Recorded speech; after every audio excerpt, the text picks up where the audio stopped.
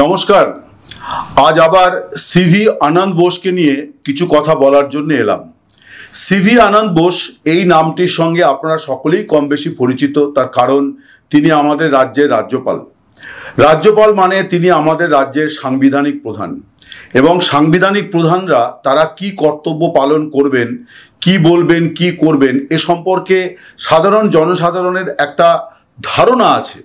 সেই ধারণাটা মূলত যে রাজ্যপালেরা বিভিন্ন সময় অবশ্যই তারা রাজ্য সরকারকে পরামর্শ দেন, এইটা করলে ভালো হয়, ওইটা না করা উচিত।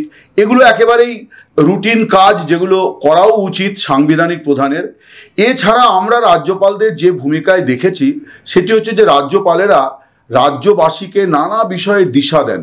সেটা শিক্ষা, সাহিত্য, বিজ্ঞান, প্রযুক্তি, সমাজ, অর্থনীতি, নানান বিষয়ে তারা গভীর চিন্তা প্রসূত কথাবার্তা বলেন।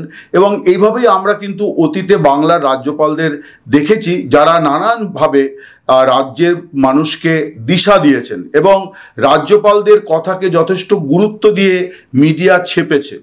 কিন্তু আপনারা যদি গত 10 বছরের পশ্চিমবঙ্গের রাজ্যপালদের ভূমিকা দেখেন, বিশেষ করে মোদি জমানাতে কেশরীনাথ ত্রিপাঠী, তারপরে জগদীপ ধনকর এবং এখন সিভি আনন্দ বোস, আপনারা কেউই কিন্তু দায়িত্ব নিয়ে বলতে পারবেন না যে অমুক দিন রাজ্যপালের অমুক কথাটা আপনার মনে খুব নাড়া দিয়েছে, আপনাকে নতুন একটা কোনো ভাবনা জুগিয়েছে, আপনি নতুনভাবে ভাবতে শিখেছেন, বা কেউ আপনাকে বলেছে যে রাজ্যপালের এই কথাটা পারলে পড়ে নিও বা দেখে নিও, খুব সুন্দর বলেছেন। এই বিষয়গুলো কিন্তু এখন পশ্চিমবঙ্গের রাজ্যপালদের ভূমিকা থেকে সম্পূর্ণভাবে উধাও হয়ে গিয়েছে। বরং তারা খানিকটা একটা গোষ্ঠীপতির মতো রোজই কোনো না কোনোভাবে হুমকি বা হুঁশিয়ারি দেন। আমরা যদি কেশরীনাথ ত্রিপাঠীর কথা বলি, তাহলে বলতে হবে যে এই যে বাকি দুজন ওর যারা উত্তরসূরি, তাদের তুলনায় তিনি বরং এই কাজে অনেকটা অদক্ষ ছিলেন। তিনি কবি মানুষ ছিলেন, আবার তিনি উত্তরপ্রদেশের একজন বিশিষ্ট রাজনীতিক ছিলেন, উত্তরপ্রদেশ বিধানসভার স্পিকার ছিলেন। কিন্তু তিনি এই জগদীপ ধনকর বা সিভি আনন্দ বোসের মতন একেবারে নিত্যদিন রাজ্য সরকারের সঙ্গে পায়ে পা দিয়ে ঝগড়া করার রাস্তায় তিনি হাঁটেননি। তিনি চলে যাওয়ার পর জগদীপ ধনকর আসেন। জগদীপ ধনকরের যে সময়কাল আমরা সবাই জানি, যে কিভাবে রাজ্য এবং রাজভবনের মধ্যে একটা তীব্র লড়াই সংঘাতের পরিস্থিতি তৈরি হয়েছিল। তারপর তিনি যখন চলে গেলেন উপরাষ্ট্রপতি হয়ে, এলেন সিভি আনন্দ বোস। তিনি কদিন ধরে একেবারে বাংলার মাটি, বাংলার জল, বাংলার মানুষ, নানান রকম বাংলা বাঙালি, বাংলা বাঙালি এরকম অনেক কিছু করলেন। আবার রাজভবনে তিনি তার হাতে খড়ি হলো যে তিনি বাংলা শিখবেন, অনেক কাণ্ড কারখানা হলো। মুখ্যমন্ত্রীকেও দেখা গেল একটা সার্টিফিকেট দিলেন যে আগের রাজ্যপালের তুলনায় সিভি আনন্দ বোস অনেক ভালো। যদিও মুখ্যমন্ত্রী তার মূল্যায়ন ইতিমধ্যে বদলে নিয়েছেন, এবং তৃণমূলের মূল্যায়ন, রাজ্য সরকারের মূল্যায়নও বদলে গিয়েছে। তার কারণ সিভি আনন্দ বোস সম্পূর্ণ 180 ডিগ্রি বদলে গিয়েছেন। প্রথম 3 মাসে তিনি যা ছিলেন, তারপরে বিগত মাসগুলিতে দেখা যাচ্ছে সম্পূর্ণ ভিন্ন দুটি মানুষ। এখন একটা মানুষ তার ভূমিকা বদল করতেই পারেন, কিন্তু প্রশ্ন হচ্ছে সিভি আনন্দ বোস কি করছেন। সিভি আনন্দ বোসের একেবারে সর্বশেষ দুটো পদক্ষেপের কথা বলি। সেটি হচ্ছে যে আজ শুক্রবার রাজভবন থেকে জানানো হয়েছে যে রাজ্যের বিশ্ববিদ্যালয়গুলিতে নানান ধরনের অনিয়ম, অনাচার, দুর্নীতি ইত্যাদি হচ্ছে।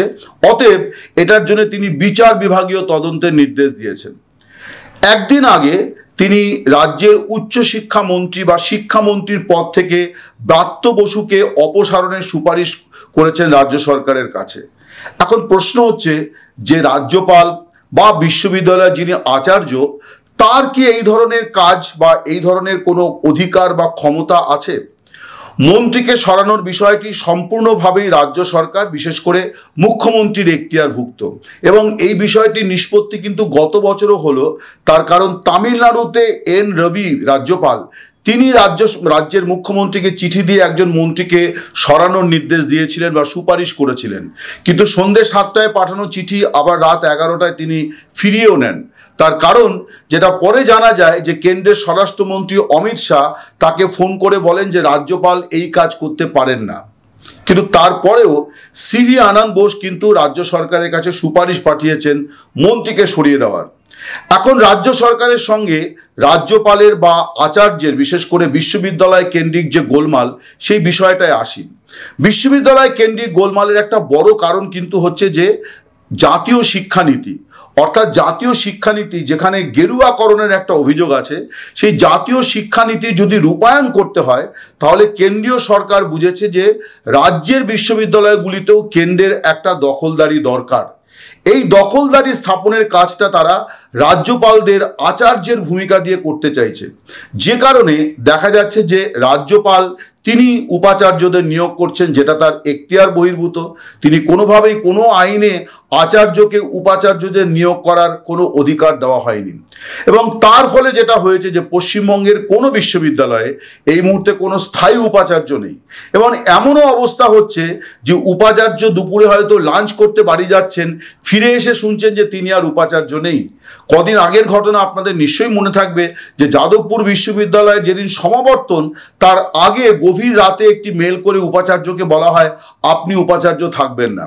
সভাপতি রাজ্য সরকারকে আবার একটি বিজ্ঞপ্তি জারি করে বলতে হয় আপনি উপাচার্য থাকবেন। এখন এই যে দড়ি টানাটানির মধ্যে যে পরিস্থিতিটা পশ্চিমবঙ্গে তৈরি হয়েছে, সেটি হচ্ছে যে রাজ্যপাল তার এখতিয়ার এর বাইরে গিয়ে নানান ধরনের পদক্ষেপ করছেন। তিনি আজ কাউকে উপাচার্য করছেন, পরশুদিনই তার কোনো একটা পদক্ষেপ তার অপছন্দ হচ্ছে, সঙ্গে সঙ্গে রাজভবন থেকে একটা মেল চলে যাচ্ছে যে আপনাকে অপসারণ করা হলো। আমি খোঁজ নিচ্ছিলাম যে আমাদের প্রতিবেশী দুটি রাষ্ট্র, যারা একটা সময় আমরা অখণ্ড ভারতের অংশ ছিলাম, পাকিস্তান এবং বাংলাদেশ, যেখানে দীর্ঘ সময় সামরিক কর্তারা শাসন চালিয়েছেন, কিন্তু সেখানেও শিক্ষাঙ্গনে কোনো উপাচার্যের এই দশা হয়নি যা আজকে পশ্চিমবঙ্গে উপাচার্যদের বা বিশিষ্ট শিক্ষাবিদদের হচ্ছে। অর্থাৎ কারোর চেয়ার স্থায়ী নয়, মিউজিক্যাল চেয়ার। এবং কখনো রাজ্য সরকার বলছে আপনি উপাচার্য নন, কখনো রাজভবন বলছে না আপনি উপাচার্য, কখনো উল্টোটা। কিন্তু বাংলাদেশ বা পাকিস্তানে শিক্ষাক্ষেত্রে অন্তত স্বৈর শাসকেরাও এই ধরনের নৈরাজ্যমূলক দৃষ্টান্ত স্থাপন করেননি।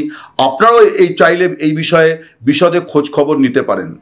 এখন প্রশ্ন যেটা আমি বলছিলাম যে উপাচার্যরা এই বিষয়ে কি করবেন, তারা কিন্তু অত্যন্ত অসহায় অবস্থার মধ্যে পড়েছেন। এবং সবচেয়ে বড় কথা হচ্ছে যে হাজার হাজার ছেলেমেয়ের ভবিষ্যৎ নিয়ে একটা ছিনিমিনি খেলা হচ্ছে। এবং এই অভিযোগটা কিন্তু খুব জোরালোভাবে এসছে যে রাজ্যের শিক্ষাঙ্গনের এখন বিশেষ করে উচ্চশিক্ষা অর্থাৎ কলেজ বিশ্ববিদ্যালয়গুলো যেভাবে চলছে, তাতে বাবা মায়েরা অচিরেই কিন্তু সেখান থেকে ছেলে মেয়েদের সরাতে শুরু করবে এবং তারা বেসরকারি শিক্ষা প্রতিষ্ঠানে চলে যাবে। এখন এটাই সরকার এবং রাজভবনের ইচ্ছা কিনা আমরা জানি না, কিন্তু যেভাবে পশ্চিমবঙ্গের শিক্ষা ব্যবস্থা চলছে, পশ্চিমবঙ্গের বিশেষ করে উচ্চশিক্ষা চলছে, তাতে কিন্তু এই অভিযোগ যারা করছেন তাদের অভিযোগকে একেবারে ফুৎকারে উড়িয়ে দেওয়ার উপায় নেই যে উচ্চশিক্ষাটাকে ক্রমশ বেসরকারি হাতে ঠেলে দেওয়ার একটা চেষ্টা হচ্ছে। এই অভিযোগটা আরো জোরালো হচ্ছে এই কারণে যে রাজ্য সরকার বনাম রাজ্যপালের এই লড়াইতে দেখা যাচ্ছে যে বাকি রাজ্য সরকারগুলি যেভাবে পদক্ষেপ করছে, পশ্চিমবঙ্গ সরকার কিন্তু তা নয়। পশ্চিমবঙ্গ সরকার শুধু মুখেই গোলা বারুদ ছুটছে, কিন্তু তারা কোনো আইনি লড়াইতে যাচ্ছে না। ভারতবর্ষে অন্তত 5 থেকে 6টি রাজ্য অবিজেপি শাসিত রাজ্য, অর্থাৎ যেখানে বিজেপি বিরোধী রাজনৈতিক দল ক্ষমতায়, সেখানে রাজ্য সরকাররা কিন্তু রাজ্যপালকে আদালতের কাঠগড়ায় দাঁড় করিয়েছেন আদালতের কাঠগড়ায়। তামিলনাড়ু, তেলেঙ্গানা, পাঞ্জাব, কর্ণাটক, এরকম একাধিক, কেরালা, এরকম একাধিক রাজ্য আছে যেখানে রাজ্য সরকার কিন্তু রাজ্যপালদের এই ভূমিকাকে অনুমোদন করেনি এবং তারা সুপ্রিম কোর্টের দ্বারস্থ হয়েছে।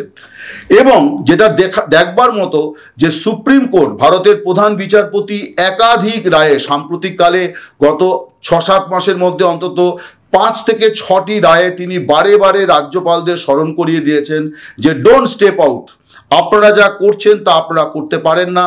আপনারা বিধানসভায় আটকে থাকা বিল দিনের পর দিন ফেলে রাখতে পারেন না। হয় আপনাকে সম্মতি দিতে হবে, অথবা সম্মতি কেন দিচ্ছেন না কারণ জানিয়ে রাজ্য সরকারের কাছে ফেরত পাঠাতে হবে। ফেলে রাখতে পারবেন না। আপনারা যখন তখন ইচ্ছে যাকে তাকে উপাচার্য করতে পারবেন না। পশ্চিমবঙ্গে আজকে যে পরিস্থিতি, 2টি বিশ্ববিদ্যালয়ের উপাচার্যের দায়িত্ব সামলাচ্ছেন একজন প্রাক্তন বিচারপতি। প্রশ্ন হচ্ছে যে প্রাক্তন বিচারপতি বা প্রাক্তন আমলা তারা কি উপাচার্যর ভূমিকা পালন করতে পারে? প্রত্যেক প্রফেশনের কিছু পেশাদারিত্বের বিষয় আছে। একজন বিচারপতি কি করে একটা বিশ্ববিদ্যালয় চালাতে পারেন? কারণ একটা বিশ্ববিদ্যালয় চালানোর জন্যে শিক্ষা জগতে দীর্ঘ প্রশাসনিক এবং শিক্ষাগত অভিজ্ঞতা থাকা দরকার। উপাচার্যের পদ সামলাতে হলে অন্তত 10 বছর প্রফেসর পদে কর্মরত থাকতে হবে, এই যোগ্যতার মানদণ্ড তৈরি করা আছে। কিন্তু সিভি আনন্দ বোস একজন প্রাক্তন বিচারপতিকে রাজ্যের দুটি গুরুত্বপূর্ণ বিশ্ববিদ্যালয়ের উপাচার্য করে রেখেছেন। রাজ্য সরকারের ভূমিকাও কিন্তু সম্পূর্ণ এই ব্যাপারে একেবারে ত্রুটিমুক্ত তা বলার কোনো উপায় নেই। অনেক অযোগ্য ব্যক্তিকে তারাও কিন্তু তাদের পছন্দের লোক বলে গুরুত্বপূর্ণ পদে, শিক্ষা জগতের গুরুত্বপূর্ণ পদে, উপাচার্য পদে বসিয়েছেন। ফলে দু তরফের এই যে লড়াই, তাতে কিন্তু পশ্চিমবঙ্গের উচ্চশিক্ষা অত্যন্ত বিপন্ন। যে কথা আমি বলছিলাম যে অনেক রাজ্য তারা কিন্তু আইনি লড়াই করে উপাচার্য, রাজ্যপাল এবং আচার্যদের সংযত করেছেন, কিন্তু পশ্চিমবঙ্গ সরকার কিন্তু সে পথে হাঁটছে না। তারা রাজনৈতিক বিবাদ, রাজনৈতিক সংগ্রাম এইসবের কথা বলছেন এবং বিবৃতির লড়াই হচ্ছে, চিঠির লড়াই হচ্ছে, কিন্তু আইনি লড়াইয়ের জায়গায় পশ্চিমবঙ্গ সরকার কেন এড়িয়ে যাচ্ছে এই প্রশ্নটাও কিন্তু খুবই গুরুত্ব দিয়ে সামনে আসছে। তার কারণ যে মামলাগুলো এই মুহূর্তে সুপ্রিম কোর্টে আছে পশ্চিমবঙ্গের বিশ্ববিদ্যালয়ের উপাচার্যদের নিয়োগ কেন্দ্র করে, তার কোনোটাই কিন্তু মামলাকারী পশ্চিমবঙ্গ সরকার নয়। মামলাকারী ব্যক্তিবিশেষ। মামলার প্রয়োজনে সরকারের বক্তব্য জানতে চাওয়া হয়েছে। কেন পশ্চিমবঙ্গ সরকার রাজ্যপালের বিরুদ্ধে আইনি পদক্ষেপ নিচ্ছে না, আইনি লড়াইতে যাচ্ছে না, এই প্রশ্ন কিন্তু শিক্ষা মহলে সর্বত্র আছে যে কেন সরকার এই ব্যাপারে পদক্ষেপ করছে না। তাহলে কি সরকারের পদক্ষেপের মধ্যে যে ত্রুটি বিচ্যুতি সেইগুলি সামনে চলে আসবে, এই আশঙ্কায় কি বিকাশ ভবন আইনি লড়াইতে যাচ্ছে না? আমরা এর উত্তর জানি না, কিন্তু মানুষের মনে এই প্রশ্ন প্রবলভাবে নাড়া দিয়েছে। শিক্ষার যে হাল পশ্চিমবঙ্গে হচ্ছে তাই নিয়ে কিন্তু মানুষ অত্যন্ত উদ্বিগ্ন। ফিরে যাই আবার গোড়ার কথায়, রাজ্যপালদের আমরা কি ভূমিকায় দেখতে অভ্যস্ত। রাজ্যপালেরা যে পেশা থেকেই আসুন না কেন, তারা রাজ্যের অভিভাবকের ভূমিকা পালন করবেন, শিক্ষকের ভূমিকা পালন করবেন, রাজ্যবাসীকে দিশা দেবেন, তাদের মধ্যে সৎ চিন্তা উৎসাহ যোগাবেন। এইভাবেই আমরা রাজ্যপালদের দেখেছি।